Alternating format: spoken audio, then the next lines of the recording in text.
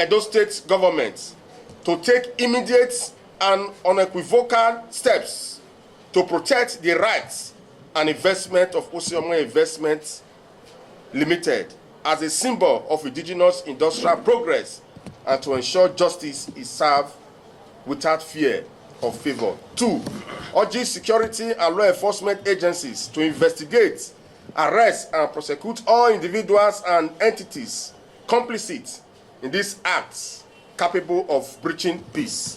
3, appeals to the Palace of the Oba of Benin to reaffirm its historic commitment to justice and lawful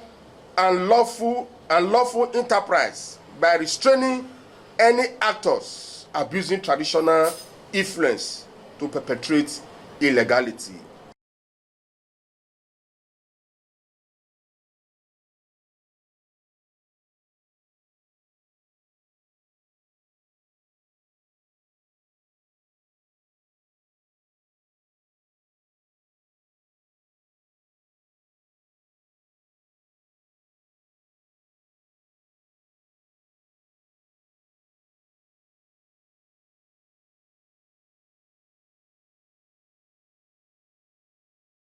State must remain a beacon of industrial peace, investors' confidence, and rule of law.